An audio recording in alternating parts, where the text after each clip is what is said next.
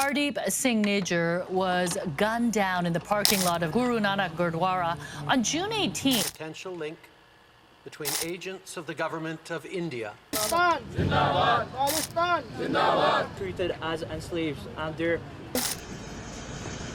Sir.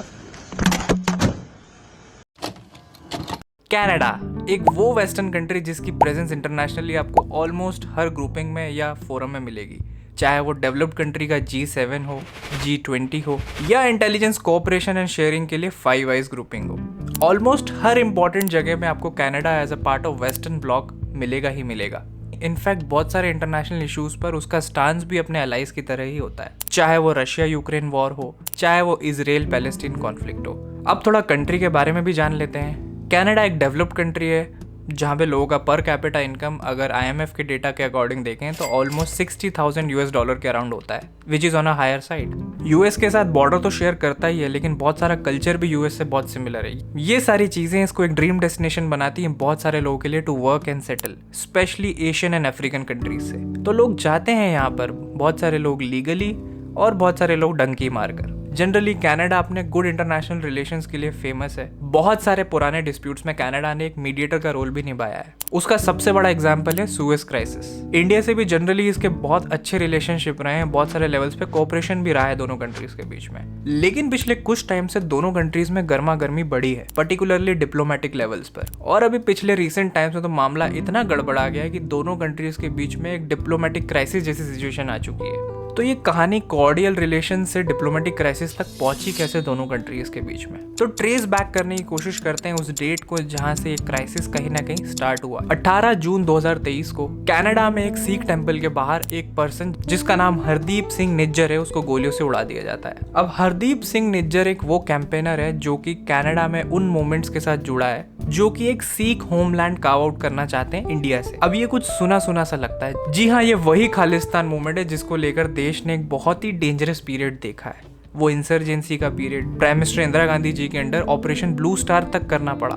और वो infamous clippings and photos of golden temple कौन भूल सकता है उन सालों की। तो ये HS निज्जर उस चीज से कनेक्टेड रहा है। इस मर्डर के पैरेलली दोनों गवर्नमेंट में पैरेलल टॉक्स चल रही थी काफी टाइम से with regards to separatist tendencies in Canada. Indian government ने बहुत सारे कंसर्न्स भी रेज करे कि ऐसी चीजें दोनों कंट्रीज को फ्यूचर में अफेक्ट कर सकती है, और कहीं ना कहीं अनबन दोनों कंट्रीज में वहीं से शुरू हो चुकी। इंडिया से जाते ही जस्टिन ट्रूडो ने एक हफ्ते के अंडर अपने पार्लियामेंट एड्रेस में एलिगेशंस लगाए इंडियन गवर्नमेंट पे कि इंडियन गवर्नमेंट्स के एजेंट्स का इन्वॉल्वमेंट है एक कैनेडियन की डेथ में ऑन द कैनेडियन सॉइल। और वहीं से सिचुएशन वर्स होते होते होते आज यहाँ पहुंच गई है। ये भी एलिगेशन लगाया जा रहा है कि जिस लेवल का प्रूफ या इंटेल है वो इतना इंपॉर्टेंट है कि सीधे ट्रेल्स लिंक करती है न्यू दिल्ली तक। इस न्यू दिल्ली के रेफरेंस से आप समझ ही सकते हैं कि किस पे इशारा जा रहा है। दोनों कंट्रीज के बीच में डिप्लोमेटिक क्राइसिस इतना सीवियर लेवल पर जा चुका है कि एज ऑफ नाउ दोनों कंट्रीज ने रेसिप्रोसिटी दिखाते हुए अपने यहाँ से डिप्लोमेट्स को एक्सपेल कर दिया है। अब ये पूरी जो सिचुएशन हो रही है इसको लेके बहुत सारे पॉलिटिकल पंडित्स, इंटरनेशनल एक्सपर्ट्स आ गए अपनी अपनी कमेंट्रीज के साथ। कई लोगों का ये कहना है कि PM ट्रूडो के पास अगर कोई बहुत सॉलिड इंटेल या एविडेंस है तो क्यों नहीं उसको सामने लाया जा रहा है,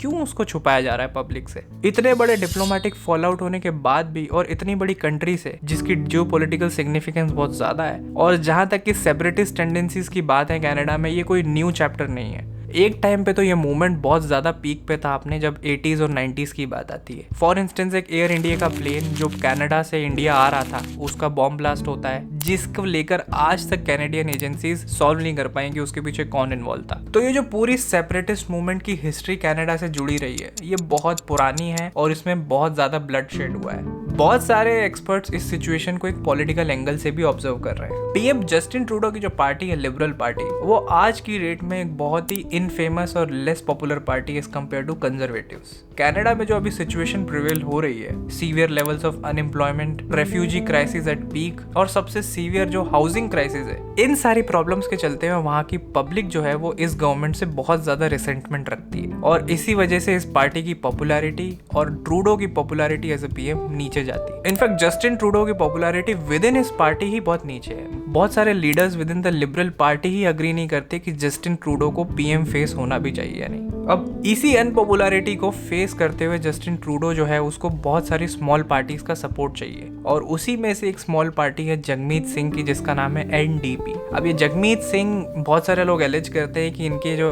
एफिलिएशंस हैं उन ऐसे ग्रुपिंग्स हैं या मूवमेंट्स हैं जो खालिस्तानी अप्रोच रखते हैं, और ऐसा भी कहा जाता है कि इन दोनों पार्टीज के बीच में कुछ क्विड प्रो को है, जिसकी वजह से जगमीत सिंह ट्रूडो की सीट रिटेन करने में हेल्प करेंगे और ट्रूडो उनकी लॉबी को हेल्प करेगा, और इसी क्विड प्रो की वजह से ये अलायंस चलता रहेगा। तो ये सारी थ्योरीज वो जिगसॉ के पीसेस हैं जिनको लोग गैदर करने की कोशिश कर रहे हैं कि एक्चुअली में ये चीज कैसे पैन आउट करने वाली है फ्यूचर में। तो एज ऑफ नाउ ये जो दोनों कंट्रीज में गर्मा गर्मी है अभी, ये सिर्फ डिप्लोमेटिक लेवल्स पर है। दूसरे एरियाज जैसे bilateral trade, people to people connect अभी भी इंटैक्ट है एज ऑफ नाउ। लेकिन लेट्स सपोज कल को अगर दोनों कंट्रीज एक दूसरे के साथ ट्रेड रोकती हैं तो उसका भी इम्प्लीकेशन क्या होगा ये भी जान लेते हैं। दोनों कंट्रीज का ईयरली ट्रेड अराउंड $8 बिलियन का होता है, जो कि इंटरनेशनल स्टैंडर्ड्स के हिसाब से कोई बहुत ज्यादा नहीं है, बट जो चीजों में ट्रेड करती हैं दोनों कंट्रीज वो बहुत इंपॉर्टेंट है। जैसे फॉर इंस्टेंस इंडिया को कनाडा से मिनरल्स मिलते हैं, फर्टिलाइजर्स मिलते हैं, उसके साथ ही बहुत सारी लेंटिल्स इंडिया इंपोर्ट कराता है कनाडा से,